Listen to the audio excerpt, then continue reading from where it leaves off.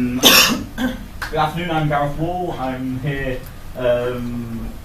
because Adam asked me, so thanks for that.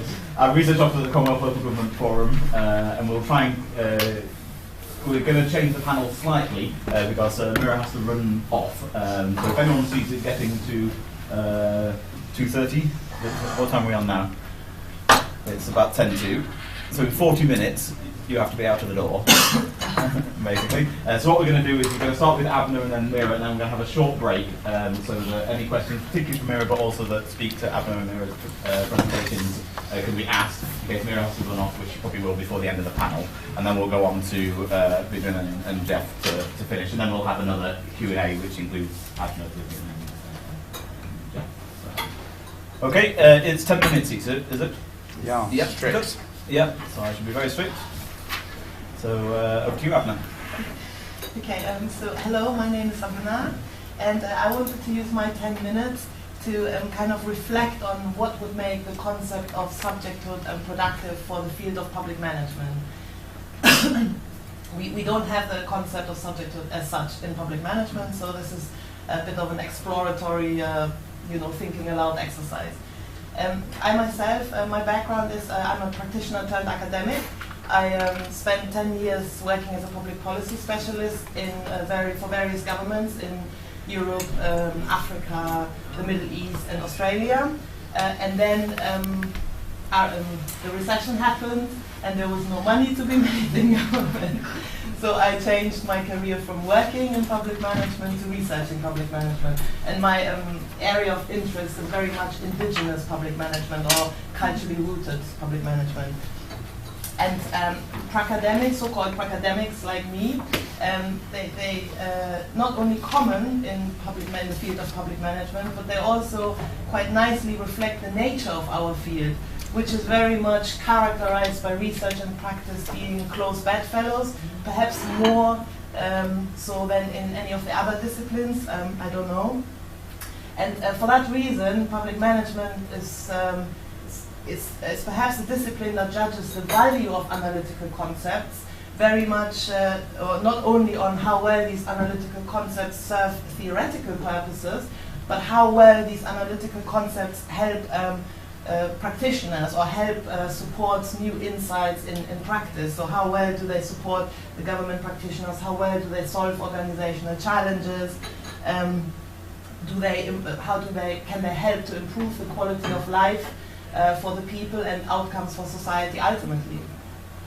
So and this has very important implications for the field of public management, because it's very much about who generates what type of knowledge for whose benefit.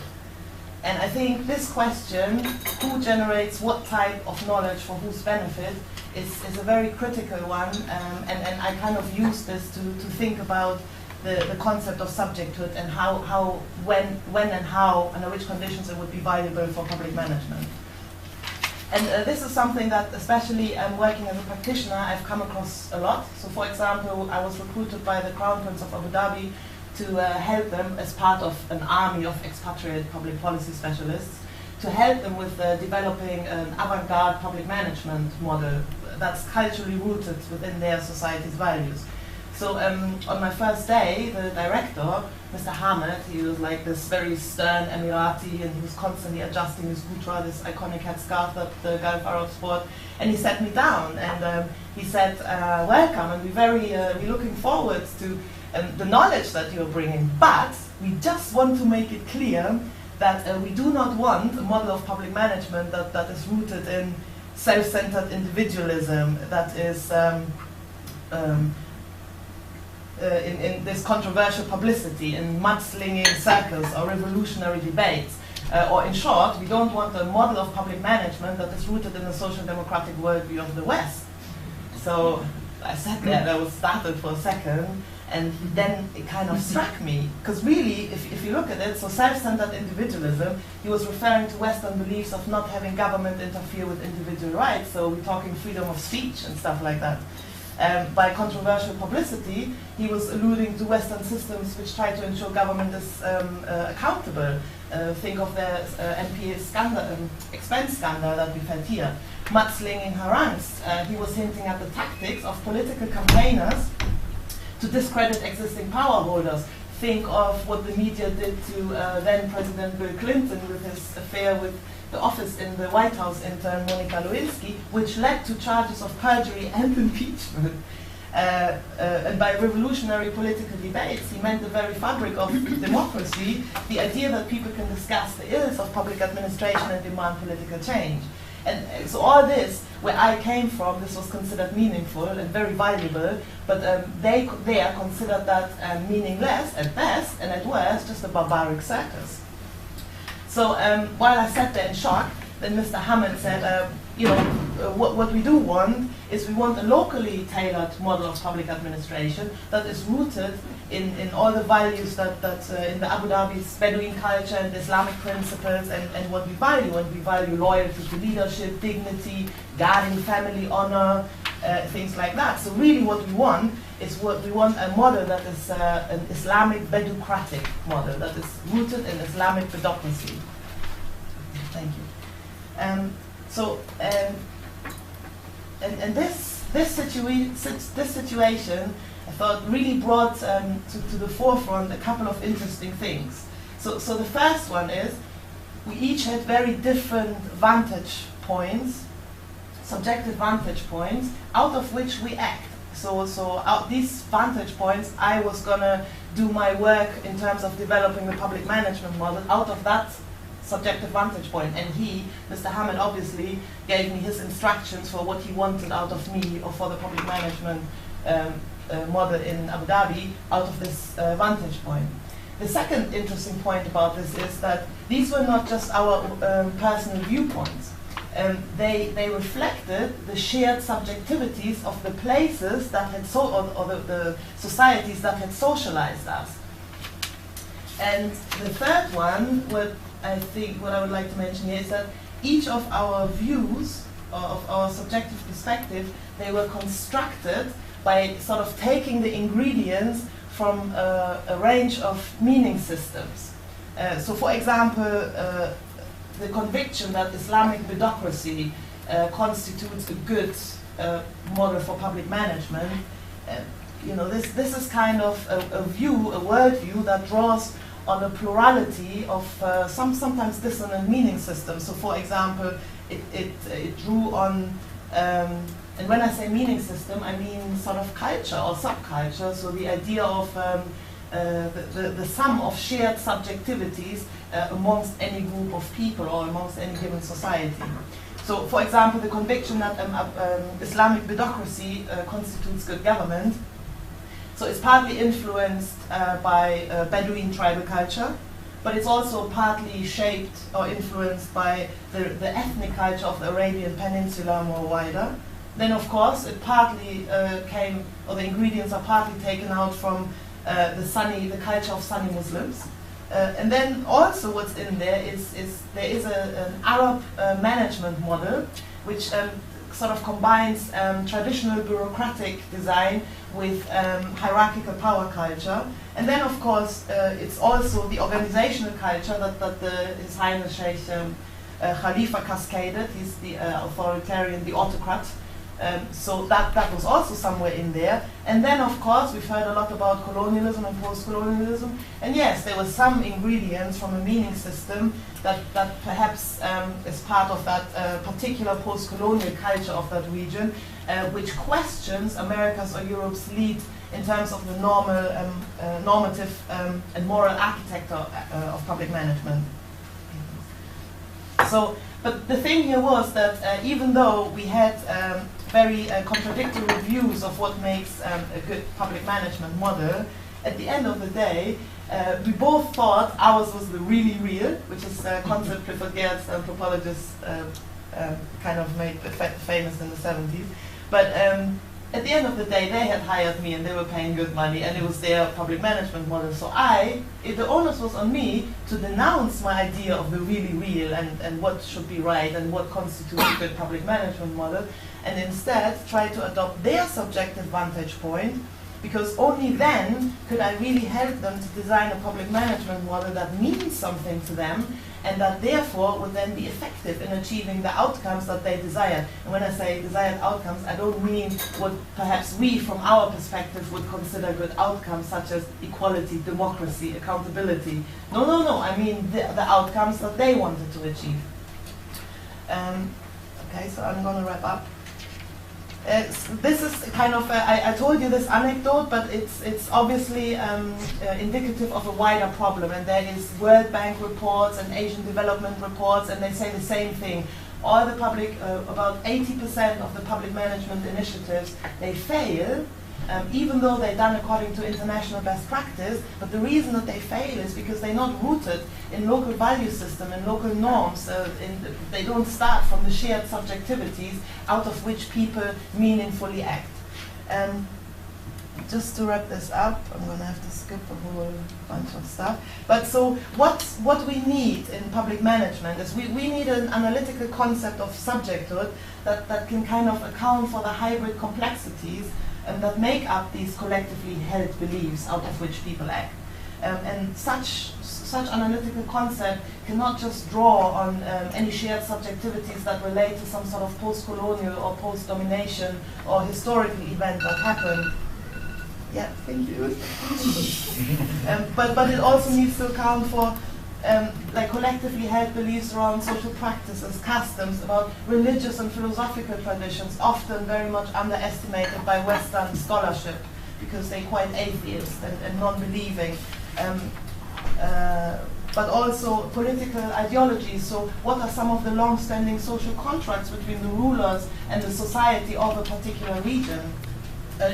Judicial system and legal punishments, organizational cultures and administrative practices. Some places, everybody knows, all the administrative practices are a certain way, so they develop a certain shared subjectivities, and out of that, again, they will act. So, therefore, in conclusion, what we would need in public management to make this, to make the concept of subjecthood, to give it analytical purchase for the contemporary challenges and for an ever more assertive post-Western world that we are working in, is that we need a concept that recognizes that social actors have internalized an assemblage, like a hybrid complexity of shared subjectivities, which are not directly traceable back to their original meaning system that they came from. They became a new entity in their own right. We have some, and my colleagues will speak some more about this, but what I found quite fertile was there's a second wave of cognitive cultural strands in organizational theory and neo-institutionalism, and they offer some useful insights that maybe could help us to complexify the analytical concept of subjecthood. And they very much view social actors as cultural entrepreneurs who draw on these different meaning systems in order to make sense of situation and then act out of that. Okay, thank you very much. Thanks, Dr. We'll go straight on to you. Thank you. My paper is called Double Consciousness and Good Governance in Mozambique, and what I'm going to do is talk about Du Bois, W.E.B. Du Bois, and his conception of, or what I think is his conception of the subject. Think about how that helps us understand, interpret, explain the politics of anti-corruption in Mozambique, and how that reveals excesses that are traditionally obscured by what we think of as subjecthood. So what I mean by subjecthood is essentially ways of being in the world. So when I think about subjecthood, I'm thinking about how is the subject constructed, what assumptions do we make about how subjects work, whether that's individual subjects or collective subjects, who is the grammatical subject, who is the I, who is the we. So that's what I'm thinking about when I think about subjecthood. And it comes out of a long tradition of anti-colonial theorizing, where people said, I don't want to just be like the West. I think I am existentially something different. This resonates with feminist theorizing on what it means to be a woman or a person. And so there's lots of different traditions that have problematized this. In terms of the post-colonial, decolonial relationship, I just would maybe make the side comment that I think whilst post-colonial scholars, if we think about Barbar and maybe early Fanon, tend to have a tragic view of the subject, that is, the subject, or the colonized subject, as trapped by coloniality.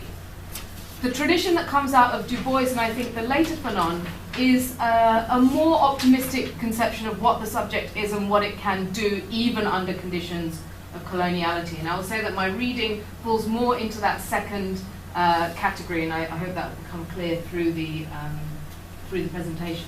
I forgot to start my own stop clock, so that's good. 8 minutes. 8 minutes, good.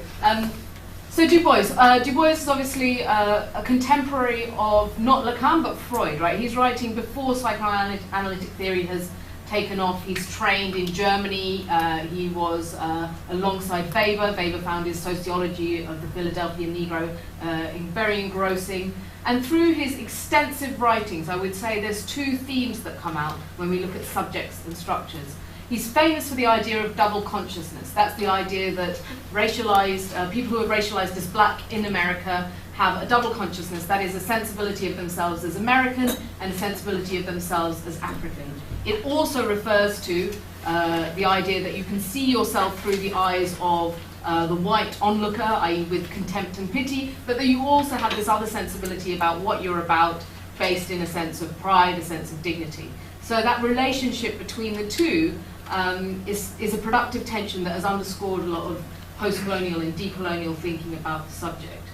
Now, in Du Bois, there's an interesting point at which he also thinks about epistemic privilege as coming from the disadvantage of being a Negro. He says the Negro has this kind of second sight. Because you live under the veil, you sort of not just have to understand how the sort of dominant gaze looks at you, but you also see something beyond that. You can see through it to the various hypocrisies of how the world is constructed. And so you have this kind of special vantage point. And that's something which feminist standpoint theories, for example, made a similar case about. However, Du Bois is also, and increasingly towards the end of his life, a Marxist. And he believes that social structures are very important in terms of determining how people come about. In this sense, he's not an essentialist, nativist, black nationalist. He's very much talking about blackness as produced by a series of social and political conditions. Even though he talks about Africanness, it's as a part of a political program to revalorize the Negro because he is so downtrodden in the context of American politics. What does this tell us in terms of the subject? I'm kind of rushing through a lot of stuff here, but what this tells us is that first we needn't assume a unitary subject as the starting point, not just in the sense of the traditional liberal subject, but I think, and to interact with Marco's presentation a bit, even the Lacanian idea of a fractured subject constantly trying to reconstitute itself is limited for Du Bois. For Du Bois, that doubleness is something, it's a problem, but also you can celebrate it, also you can work with it. So it becomes a platform as much as a burden, if you like. And it's that idea of a platform for insight the idea of a platform for insight that I want to look at now. So my fieldwork for my PhD, which I'm now turning into a book, was on practices of international state building in Mozambique. And within this, I was looking at public management, the idea of good governance, which of course the donors were very keen on, particularly during the 2000s, and what Mozambicans thought about this politics of good governance and anti-corruption. In a way that it's portrayed a lot in the literature, I think quite unfortunately, is that corruption is part of a kind of patrimonial African culture of some kind, that it's embedded in people's expectation about politics, and anti-corruption is some sort of Western import. And I think my research kind of comprehensively rejected that, right? The sensibilities about corruption in Mozambique, I'd say, come from three forms of subjecthood, three forms of being in the world. So one of them is certainly one which corresponded with the liberal conception of good governance about transparency in public financial management and legalizing different forms of business. Certainly that was there. There's a lot of people who expressed interest in, and not just expressed interest in, but occupied that subjectivity. The second one, however, and much more powerful, was the legacy of the post-socialist leader, post-independent socialist leader, Samora Machel, whose personal iconography is very much associated with an anti-corruption ethos. So there's a very strong sense that the first years post-independence in Mozambique were years of massive public integrity, where people did their jobs out of honor. Even if they were too poor to get paid, they would still show up. People weren't taking side payments. If there was corrupt business, then it would be dealt with very harshly. They actually executed somebody for prawn smuggling or something like that. I mean, but the idea was that corruption was a very big deal for them as socialists and as proud, independent Mozambicans. There's also a third form of subjecthood or way of being around corruption, and that is to understand it, and I hate this phrase, but I'll have to use it for want of a better one, is a vernacular understanding of corruption understood through beliefs about, essentially about sorcery and the power of magic in determining how people's lives operate. Now I draw on this not from my own research, but from the work of anthropologists who have worked in the North in particular. And that's the idea that when people accumulate wealth and power suddenly and for no specific reason, there must be some magic at work. There's some invisible force at work. They're either secretly feeding on people or they're casting curses of different kinds. But that's very much a way in which corruption is understood, that people are doing kind of bad sorcery. So 2 minutes. Okay, great. So what's interesting is that all of these subjecthoods have space in Mozambique and they interact with each other. People use them to criticize not just the government but also the donors and each other. They use them to talk about different people in public and also in private. And you can see that interaction when you look at the thing empirically. But I said that what I was wanting to show was that there was an excess which was not revealed by the first category. So if we assume that that first category is, if you like, the donor's liberal model of good governance, that's very much about doing things in a legal way, but otherwise liberalism is fairly indifferent to what you do or don't do, so long as you're following the rules. What I argue the second and third categories do is add a much bigger moral and political content to the idea of corruption than that first category. So they articulate it in terms of greed, in terms of appetite, in terms of accountability, simply in terms of sheer power, that I think adds, is in some senses a much more serious critique of corruption, and one that is much bigger about whether you made your money legally or illegally or not. I mean, most people don't have much faith in the legal processes because they understand the huge imbalances of power that underpin what is otherwise a legal framework. So in terms of what we can take away from it, thinking about public management, I think there's two things. One, public management shouldn't just be about how institutions work, but how institutions interact with society. It should be about politics, essentially, is what I'm saying. And second, that if we want to have a serious conversation about corruption, we have to be open to a much bigger conversation that is about, you know, the donors, that is about all different kinds of corruption. It's about whether buying an expensive car and paying a lot of rent also counts as corruption, which, you know, people did say to me in the course of field work. So I'll leave that there.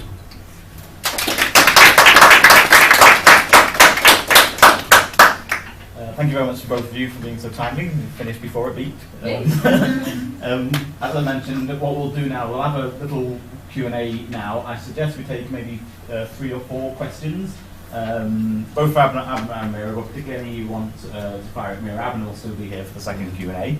And then we'll move on. Mira, obviously, when you want to order your Uber, feel free. I'm loading the app. Yeah. But yeah, open for questions. James. For Abner, actually, I think it's particularly interesting to hear from an academic as well. I'm hearing you, Annika, on local value systems. I think that's a really interesting thing. Obviously, there's been this whole sort of practitioner tension with cultural relativism and then moral sort of normativity. But to what extent did you feel through that process you were also constructing the subjectivity and the subject through? Because I suppose my immediate sort of, it might be a relatively predictable criticism would be that, you know, the definition of values, local values, is often sort of determined by the power holders and the people who would be contracting you and working with you. Like, did you, you know, whereas there are there's a much broader heterogeneity of values. And how did you negotiate that, sort of in practical terms, the risk of sort of ossifying or reifying conditions through creating public management strategies which reflected local values? Thank you. Any more questions? Yeah, I would have one to Mira, maybe later happen as well. Really enjoyed the presentation, thank you. And but I was sort of hoping that double consciousness sort of also challenges corruption not only in terms of the different shades or nuances of corruption itself, but also in terms of how this fact that maybe if you have a car and you have a big flat and paying rent and so on, if this is already regarded as corrupt, sort of regardless of how people got there, so whether they got there through corrupt practice or not, how this situation then basically justifies corruption for people themselves and to actually engage into corruption in their everyday life. And it links very well with Raquel's presentation. Raquel's not here, unfortunately, but she basically was talking about violent political activists / terrorists and how they basically said, well, this violence is a legitimate means of mitigating injustice in society. So how also not, how is then corruption sort of really entrenched within all of society through these sort of displays of ostensibly corrupt elites. Any more questions on the floor? Maybe one more. Nothing at the moment. Okay, I'll hand over. Abner, do you want to go first, and then. Thank you, James. That's a very interesting and also very relevant question, particularly in that context. Because you are right, so the power holders of that society amount to only 20% because it has 80% expatriate workers, but who don't have any power in the system. So, but again, and I'm going to answer that with a very non-Western sense of not fighting for equality or democracy, because it wasn't my sandbox to do that, so it's almost like every place has some sort of imperialism of values, so those people with power will sort of impose their values, and that will be the dominant values, the value bank there. And I was hired to help them do that, and this is what I did, and it was already hard enough for me to sort of learn and understand and switch my mind and not constantly, I was constantly trying to fight the urge to say, but no, you need democracy, or no, but you need accountability. No, they don't, because they don't value it, so therefore they didn't need it, no matter how wrong that may sound. Yes, so to go to Philip's question, is the big car and flat understood as corruption? Yes, I mean by many, and sometimes explicitly. One guy was complaining about an NGO, a small project which had bought 10 cars, and they were saying, surely this is corruption, right? Because there's no need for all these cars and you're just blowing the budget. Does it justify people's own corruption? So yes, so this is part of what happens, but I think not as much as some other factors as well. So for example, and I think this is because you have to look at the political conditions as a whole. There is the need to be wealthy in Mozambique if you need to improve your life chances, for example. You can't afford good tertiary healthcare unless you can fly your child to South Africa or whatever. I mean, the local services are in this sense not enough. So even if you are determined not to be lining your pockets for your own comfort, you would find the justifications in the need to provide for your family or the need to just ensure your health as a basic standard of living issue.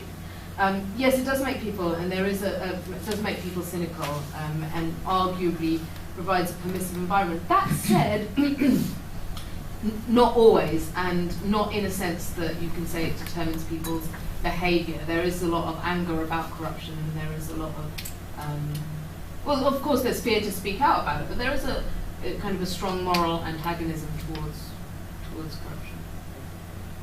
Thank you. Do you want to? Oh yes, I just had a question for Abner, but I mean, if Oh, please go. thank you both for the really interesting presentations. Abner, it was so interesting when you were talking about working with those who were commissioning the work in Saudi, and your kind of struggle. I'm just wondering whether there was any implication in what you said that it was possible to kind of win that struggle in the sense of becoming a kind of neutral cipher for their intentions to bracket off your own subjecthood. Because for me that sounded a bit unlikely, because it's not just a Western thing to have a narrative or a set of values. I mean, we're always engaged in interpreting others' interpretations. So I'm just wondering, what was your goal to really try and bracket off your subjecthood, or was it more of an iteration and a dialogue?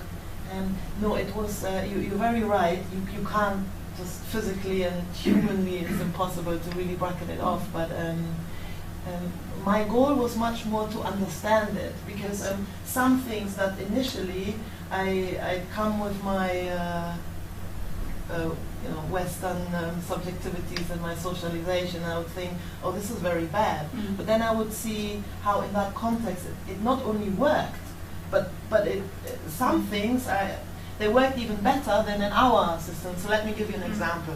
So here we elect our prime minister, or in the Western world, presidents, prime ministers. So there is a form of representative democracy, and we have all of that. There they don't, because they believe that God puts their leader into place, and sheikh translated means wise man. And the idea is for this person to love the people like their own children and to guide them through good and bad. And this is how the leaders take it. So even though the people don't elect, they don't have a democracy, and Abu Dhabi is the purest autocracy that remains in nowadays world, they love the leader, and the relationship they have is much more of a family sort of child, where not everyone is not equal. If you are the father, they always explain it to me like in a family, if you're the father in a family, you have certain rights and responsibilities. If you're the daughter or the older brother or the mother, each position comes with a set of rights, but also with a set of responsibilities, and they're very different. The brother doesn't have the same rights than the sister, or the same responsibilities. But everyone plays a role in order for this overall harmonious entity to work. And somehow, in their context, I'm not saying that's something I would suggest or promote in any other context, but in their context it worked. So they didn't elect their leader, but they loved their leader much more than we do, who we elect our leaders. And so you get a certain humbleness out of that when you initially just try and understand and not judge them, and then all of a sudden you see how it actually works and produces positive outcomes within that particular context. That's when you still don't bracket your own subjecthood, but you become a lot more humble, and you perhaps accept the coexistence of several subjecthoods, and as long as the context, perhaps you also become to appreciate the contextual aspects and force much more. Thank you. I just wanted to mention one thing, just say, Chair's prerogative, just say both presentations were really good, and they talk quite a lot to things I'm looking at. Looking through sense capabilities approach, a lot of the fact that capability is a way of being and doing. It's a lot similar to the discussion we had at the subject here, but also the human development being what it is that people value. The ability to live a life you value and have reason to value is very based on this. There's multiple ways of values in the world, and it's not all based on UN degrees and Western-based values. But anyway, thanks. We'll move straight on. If and when you need to leave, feel free, but stay as long as you can. Yep. Do you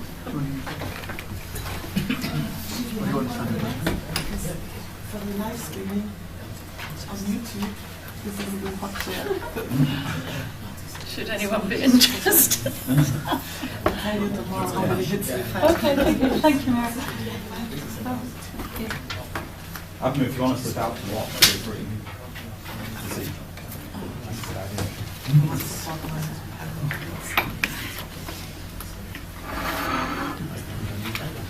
So, what more questions?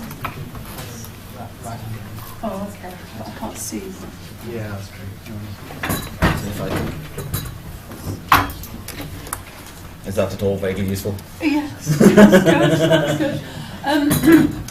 Right, thank you very much to the Chair, and thank you for the invitation from Abner, Philip and others to be part of the workshop. I'm sorry I wasn't able to be here this morning. I'm Vivian Lowndes. I'm a professor in LaGov here in the School of Government and Society. As maybe other people have already said today, I'm not an expert in subjecthood, but I found the invitation very provocative, partly because I've been thinking about issues of agency and interpretation and subjectivity in my research, so I thought it would be great to be part of the dialogue. I've got a little bit of a presentation here. I'm going to start off by explaining the research puzzle that I'm going to use to illustrate my conceptual remarks, talk about some conceptual framing, our research design, because this work is with a former PhD student of mine at Nottingham called Alison Gardner, and then some concluding questions. I couldn't change the details, so I'm sorry about the Nottingham bit. I came from Nottingham a few months ago and haven't got to grips with the technology, but anyway, I'm here and one of you now. So I'm very happy to be so. So the austerity puzzle, I'm talking about England now, England rather than the UK, and what's happened since 2010 in relation to austerity, which we might consider a narrative rather than a thing, but it's had some very specific material effects. I'm not going to read the slide, but you can see there the extent of funding cuts at the same time as rising demand to do with the ageing society for many of the services that local government delivers. If you look at the third bullet point, these were the research findings from our literature review in terms of existing research on austerity. There were time lags, some of the effects weren't yet being felt or were being felt at different time points. Some local government areas had suffered more than others, mostly urban, less advantaged areas. There was a sense, particularly from government, local authorities can just be more efficient, we can slice the salami a little bit thinner. And there was an emerging discourse of resilience. We'll just throw everything at these municipal authorities and they'll cope somehow. So our interest was, well, why have no local authorities collapsed yet, given the funding gaps and the increasing demands?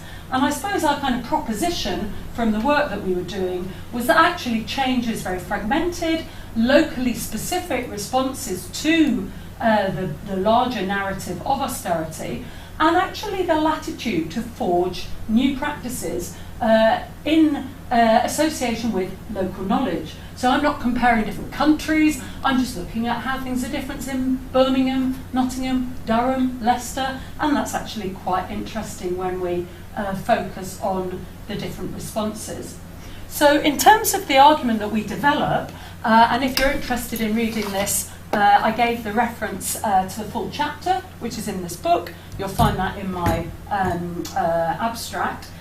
We argue that there's actually multiple processes of negotiating austerity, and that using the work of Rod Rhodes and Mark Beaver, we see that actors, subjects, actually confront dilemmas around how to square the circle of decreasing resources, increasing demand, and that in responding to them, they actually negotiate dilemmas through a consideration of traditions, you might call it cultures or sensibilities, of public administration or governance that have long histories and articulate with local knowledge in different places in different ways. So our argument is that actors are actually crafting new governance narratives in the eye of the storm as they seek to address these dilemmas. But these settlements are contested, they're subject to ongoing negotiation. They're not kind of one-off fixes, particularly as the public spending cuts continue to bite with more ferocity in the new government, under the new government, despite Osborne's claims about an end to austerity and so on. That is absolutely not the case. So just to ponder on the conceptual framing, given the wide interests in the room, I'm using this idea of decentered governance. And this is a quotation from Beaver and Rose that I'll just take a moment to read. So this notion rejects the idea of the state as a material object, the idea of governance as going through phases, traditional management, new public administration, network governance. they object to this kind of reification, these kind of mid-level concepts that are very dominant in our discipline. So they say that they are putting forward a stateless theory. And to cut to the chase, in terms of our interests here, the part in italics, perhaps the state is just an aggregate description for a vast array of meaningful actions. So the articulation of meanings and beliefs with action and practice that then coalesce into contingent, shifting, and yet contested practices. So when we identify forms of governance, whether it's in the university, whether it's in central government, local government, even in the governance of development practices, what we actually see is these crystallizations of practice over time, rather than things that we can measure and build causal explanations from. So in terms of our mission then with our project, we wanted to explore traditions, and Beaver and Rhodes work on central government, and in the, I think we'd like to say British case, they compare Whig, Tory, Liberal, Socialist traditions. And this idea that these traditions aren't ideologies, they actually played out differently over time and in different contexts, and their influence waxes and wanes, sometimes independent of particular parties. So our task was to say, well, what does this mean in local government?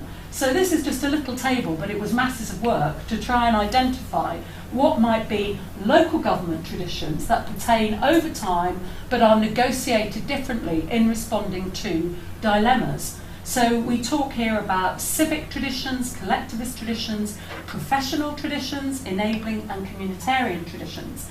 And the chapter explains in more detail what we mean by them, but you've got a little pen picture there. But our argument is that yes, these traditions are kind of the discursive repertoire for municipal governments throughout England. Actually, the way they're brought into action is in the context of specific local knowledge, which relates to the kind of biographies of a locality or of a particular organisation, of traditions of leadership, the Mozambique example, historically embedded practices, wider social and cultural norms. They're very different in Birmingham from Bristol. They really, really are, and it's hard to put your finger on it, but we know things are done in different ways in different places. And that actors actually have a distinctive repertoire influenced by these higher level or broader traditions, but through locally specific knowledge they're brought to bear. So I'm not going to tell you about our research design because I don't have time. This is a little moment about the case, a little slide about the case that we looked at. In our case, which isn't far away from here, but it's not Birmingham, we found local knowledge was very important and very specific, and actors could articulate local knowledge when we talked to them about it. And this is a pen portrait of the local knowledge parameters that we discovered when we were interviewing activists, local government officers and local politicians. And this, these points here give you a sense of how, in our particular case, the response to austerity was framed. So in the book chapter, there's two different sort of mini cases or illustrations about how this practice, how these practices worked. And so we look at something that was called municipal enterprise, which has been an attempt to take the languages and tools of marketisation, but interpret them through collectivist and civic traditions which were particularly dominant within this particular local government, this particular local authority, but they also have a local twist related to that particular locality. So, I don't have a lot of time, so you can just look at some of the key points around the municipal enterprise initiative. And to move on to the second slide about municipal enterprise, our conclusion was that there was a kind of hybrid governance narrative, one of these crystallizations that Beaver and Rhodes talk about, with associated practices that actually emerged from taking this kind of enabling, market-oriented tradition, but then adapting it in terms of the discursive repertoire and the available resources of this particular local government, which had a particular history around trying to keep services in-house, around strong leadership, around the particular dominant culture and practices of a particular party. And one of our interviewees even went as far as to say, in the sort of the storm of austerity, we're actually forming a new type of municipal socialism. So that might be subject to many challenges, not least from the citizens of that city, trades unions, and some of the workers whose conditions are not, shall we say, what they used to be. But it was a very kind of counterintuitive finding, and one that didn't really resonate with the existing literature. I've got in the chapter a second case study that was a rather less successful attempt to forge a hybrid narrative. So I'm going to just, with your permission, Chair, just finish with some conclusions. So our conclusion really is that, at least in our case, and we don't want to reify this beyond the case for the time being, local actors can redefine and repopulate spaces vacated by central government as it removes resources and presence from the local arena, and actually act to redraw the boundaries of the local state. The Municipal Enterprise Project was actually about trying to expand the public space, and I can talk about that more in questioning if that's of interest. Key issues around local agency, local knowledge, local difference, and local contestation. However, I want to finish with a question. Rhodes and Beaver talk about a theory of the state that is stateless. My query, after thinking about today's workshop and trying to relate it to this work, is actually, do they have a theory that I'm actually using that's about agency but is actually agentless? Because what they don't help us with is, who are these agents? Does it matter who they are? You know, what's their gender, what's their social class, their ethnicity, their own personal trajectory to be working in the city at this moment? Do the different stories and knowledges of different actors, different subjects, have equal status? Refers to our discussion over Abina's presentation, and how is that struggle, someone mentioned power, between the kind of opportunity for different subjects to be engaged in, I don't know, the sort of the exercise of agency. How is that worked out on the ground? And how are agents embodied? How are subject positions embodied? What does it mean to actually engage with actors in public administration as real flesh and blood people?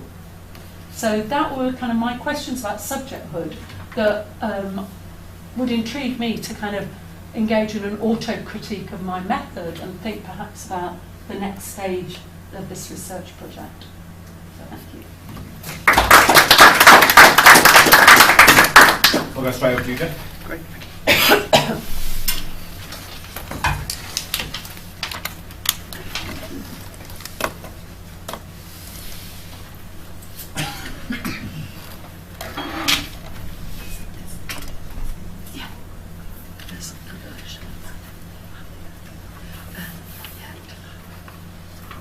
They changed it. Okay, thank you very much. If it's okay, I'll stand. I can't present sitting down. It's okay. So my name's Stephen Jeffers. Again, I'm very grateful for the invitation to speak, and also the challenge really to try and get my head around this idea of subjecthood and where I think it fits with what I'm working on. I decided to present something new rather than something I've been working on for a long time. So I'm really open to suggestions and comments if they arise. And there is a paper that I can email to you if you wish. So I've called this one Encounters and Subjecthood in an Era of System-Level Bureaucracy.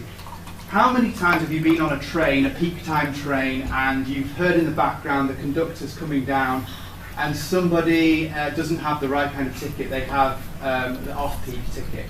And there's that moment of silence when everyone in the carriage goes, ooh. And the conductor does one of three things. The conductor either says, it's okay, I'll let you off this time, but next time buy the correct ticket. Or they say, look, I'm going to sell you an upgrade, it's an extra £10, I have to follow the rules, this is the way it is. Or do they start shouting at the person, say this is outrageous, and phone British Transport Police to escort the person off the train at the next stop? So there's three choices, and as someone who goes on trains a lot, I've actually seen all three things occur, not necessarily just for an off-peak train, but you certainly do sometimes see the police being called to that situation.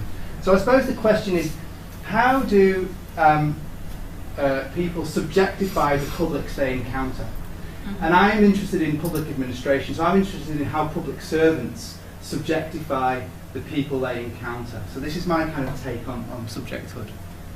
And normally, I tend to do work using something called Q methodology. So that's mostly what I do. It broadly involves capturing a range of debates and arguments, putting them all together into a deck of cards, which you can often do online. People then sort the cards into order. You can then analyse these and develop and identify different shared viewpoints. So this is about understanding intersubjectivity. And then you can then sort of give these an identity, and then you can bring them back to the people that gave them to you in the first place and kind of work through these ideas. So this is how I normally do my work, studying intersubjectivity. But thinking about those three acts of the train manager, and Lars Thomas and colleagues recently published an article this year in Journal of Public Administration and Theory, who looked at essentially the three moves. You can either move towards the person that you encounter, you can move away from the person you encounter, or you can move against them. And that kind of exemplifies the three modes I was talking about there. So some examples might be that a teacher maybe passes a student assignment when ordinarily they'd fail it for some particular reason, or a social worker gives a mother money for milk out of her own pocket just because, although the system won't give her money, she wants to. It might be that the police officer tells the applicants for a citizenship application that actually the office is very busy, try again tomorrow, in a way of just rationing what they get. Or the traffic officer who finds every single motorist for speeding even just 1 mile an hour faster when others might be a little more lenient. So these are kind of ways that public servants can act. But in a sense, it is suggested that we're moving away from that era. So that era that Lipsky called street-level bureaucracy, where you had these people on the front line able to exercise this kind of discretion, we're moving away from that. And 10 years ago, Bovins and Zadaris argued that that we'd moved into an era of what they called system-level bureaucracy. And they gave the example of we're moving away from a period where you might have a police officer who pulls you over for speeding and decides whether or not to give you a fine, to an automatic fixed camera which reads your number plate and sends you the fine through the post. There is no human involved in that decision-making process. And they're saying we're moving away from the possibility that you ever encounter somebody on a front line. And so let's think about what's happened in the last 10 years since this sort of prescription or this evaluation of the situation from Bovins and Zadaris. Are we okay? Yeah. Three things. One is about austerity budgets that I think that Vivian spoke to earlier on. The second is, I argue, a hegemonic discourse of transformation. There's this idea that we can somehow transform our public bureaucracies, and therefore we can make them more efficient, more effective, and do things more cheaply and save money. And the third one is the social web, social media, as we talked about in the earlier panel. And I want to explore particularly the last two, this discourse of transformation and the idea of the social web. Because we're getting to a stage where no human interaction is necessary. The other day I went to a town hall. I won't name the town hall because I'm online and you can hear about it. And instead of meeting someone behind a counter, I met this machine. And I used this machine to log in, and they gave me a pass. And this is actually a statement from the company that make this machine and a case study of the particular town hall. And they call it a visitor management kiosk that enters their unique ID and card. Their assigned privileges are dispensed, and they say it's a complete self-service visitor management. No human interaction required. This is progress. So if I hadn't already sent my email and address, they wouldn't have let me in, and there wouldn't have been really anyone to complain to. Well, there was someone to complain to, but his job is now rather conflicted. You know, because does he use his own discretion, or does he just go with the machine? Okay. So this is the era we're moving into. So if we think about this in terms of these post-transformation situations, we're now at a stage where the teacher cannot change the mark because the mark is already monitored by some machine. You can't have a police officer tell someone's busy, come back another day, because actually you have to go through a central phone line that the police officer has no control over. The social worker cannot lose their temper with their client because every bit of their interaction is not monitored. So this is probably what we might call the system level democracy. But in the last couple of minutes, I want to give you something optimistic. I want to say, well, actually, maybe it's the social media, that third component of what's happened in the last 10 years, the thing that Bovins and Tadaris did not talk about. Perhaps this offers a new space for discretion. And what's really interesting is how a number of public servants have started to use social media. So here's a tweet. Looks like GM Police and GM City Centre don't want to reply, says this person. And the person working for these organisations comes back saying, we're working through replies after being on my feet since 10 a.m. Please bear with us. Why is this police officer apologising to this person for not responding to a tweet? What kind of era we've now moved into?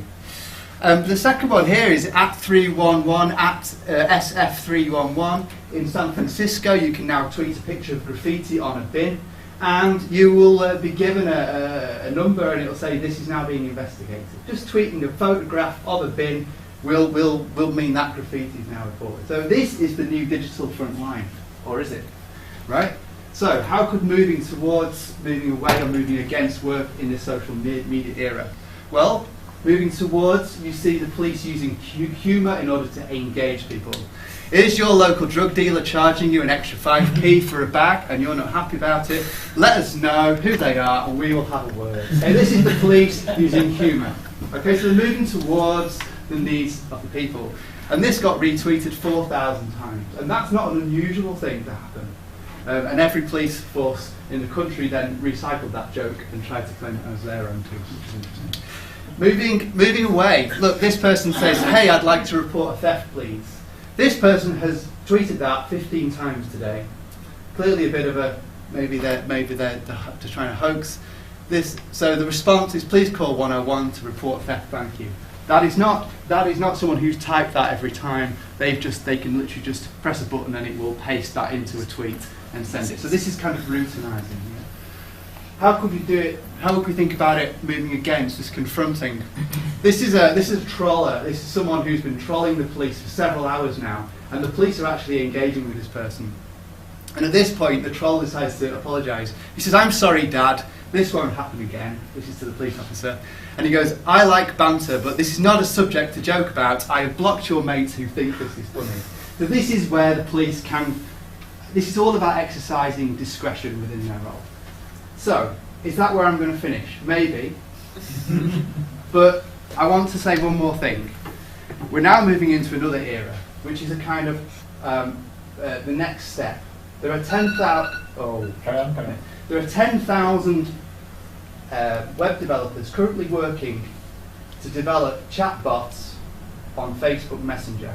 Why? Because we're about to be bombarded with Facebook Messenger will be one of the platforms through which we interact with large organisations. And the justification says Facebook is we are trying to make the customer service experience more human. It's easier to chat and text rather than to sit on the phone. It is maybe easier to chat and text while you're busy, but you're not chatting and text with a human. You're going to chat and text with a bot, with an algorithm bot that learns how to respond to people's problems. So actually, maybe this is just what I just talked about, the use of social media and this new front line. It was just a brief period of history, and actually we're now going to move into a new place where the chances of ever encountering a public servant as a citizen of this country, of this world, will become increasingly rarer. And so I start on the idea that this is all about how do public servants subjectify the publics they encounter. If public servants never actually encounter any publics, then that's a really interesting situation, and I hope you have the answer to that. Thank you. Thank you. If you want to come back round, Abner, we'll open up. I think we've got till 3 o'clock, so we've got 10 minutes over. So we'll open up for questions. Thank you for both the second 2 presentations. Obviously, I'm working in local government. They're absolutely fascinating. I've loads of questions on both, but I won't dominate. So I'll open it to the floor. So yeah, any questions?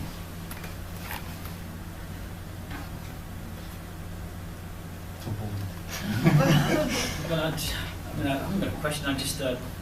I worked as a public servant previously. I came in to do my research project and worked at a cultural institution. And I was an outreach officer, engaging people on a very daily basis. But over the course of the last 7, 8 years, the kind of shifts that we've seen happen in the world kind of increasingly professionalised the whole thing, and we ended up doing a lot of the things desk-based, and became increasingly social media-based and based. And the thing about people getting in touch with questions or issues that they're raising, anytime anybody did that, there was a rush to try and respond, because of course, the moment they do that is the moment that that issue or that question is on public record. It's there, and if you don't respond, then you're seen to be an organisation that just isn't dealing with or whatever, if you know what I mean. I can see, so when you raised that, I thought, yeah, a number of times somebody in our team would rush to try and get an answer, to that. If it was a big organisation, a big building, and any number of things could go wrong at any time. There's always, because it was a new building and a new setup that had opened up in the course of the last 3 or 4 years before I left. There were lots of questions, and a lot of people continuously probably not happy about something or other. And yeah, there was this mad rush to try and respond to things as and when questions or issues were raised on social media.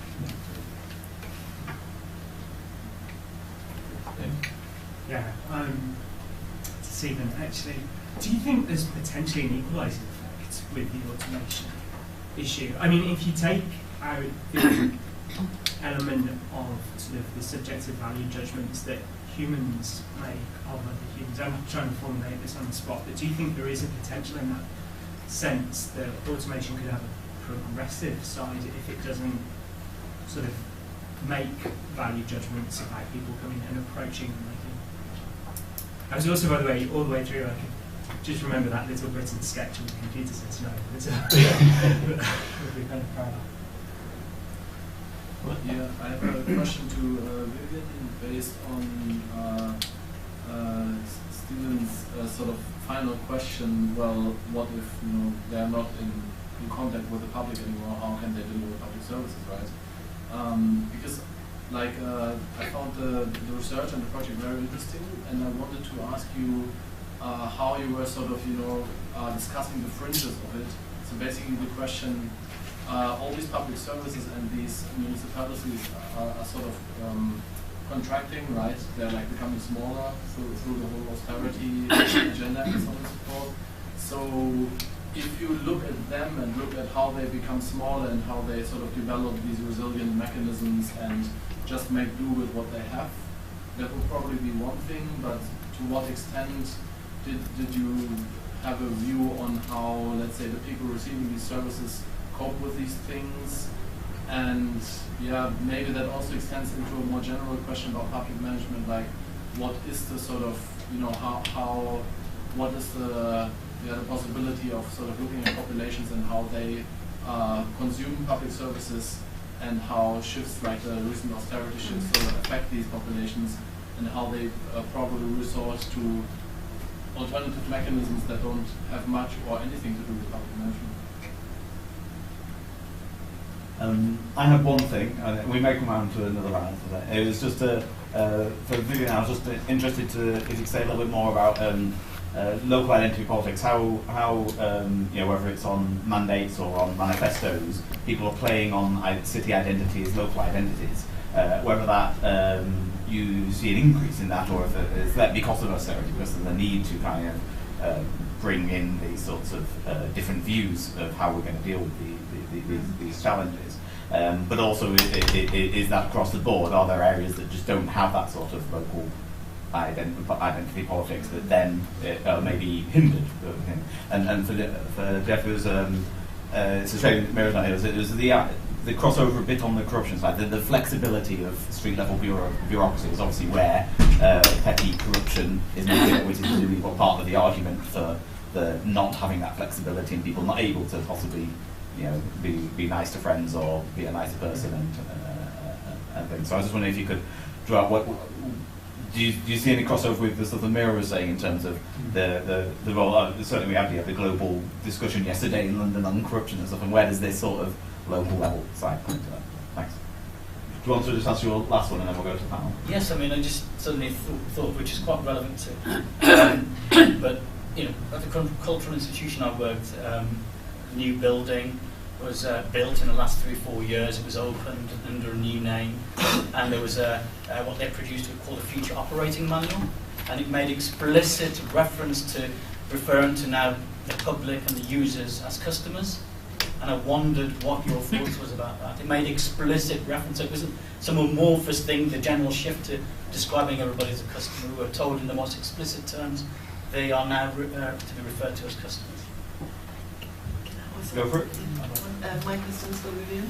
And it's just kind of like hearing all your questions stimulated my question. And I was just wondering to what extent, as part of the identity construction, as part of the local, the narratives that they drew on, did you research, were you also able to somehow understand what are the constraints, what were the constraints of the actors in assembling their particular story?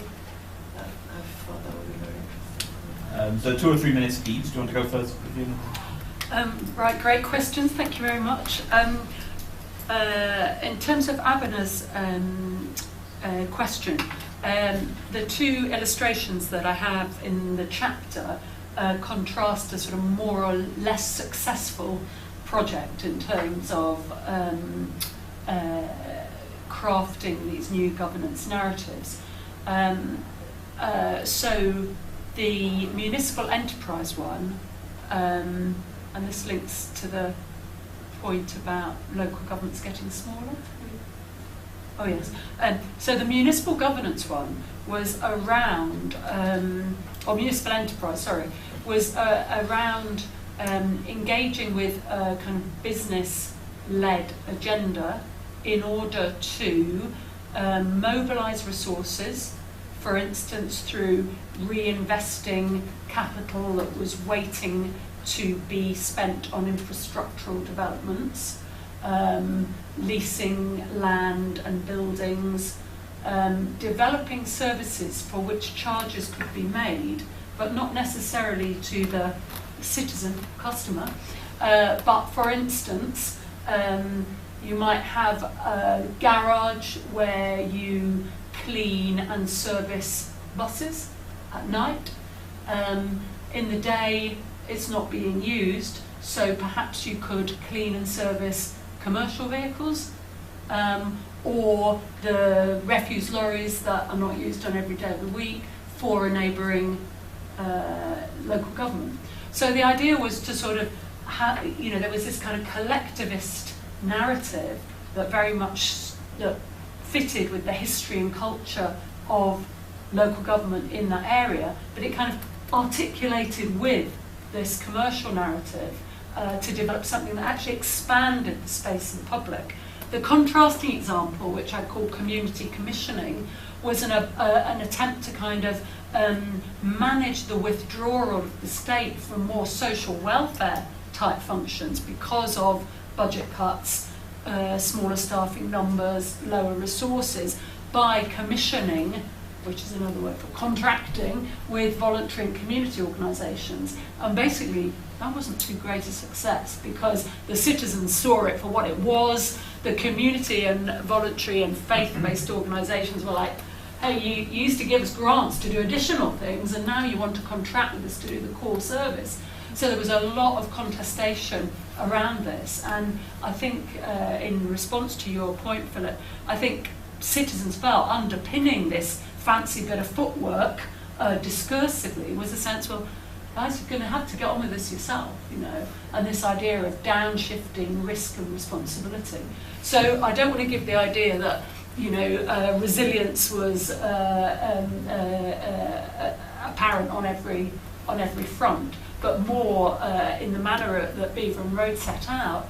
There's a lot of different sort of shifting practices and emerging narratives that do have material effects, and they are contested. Sounds like the big society was tried.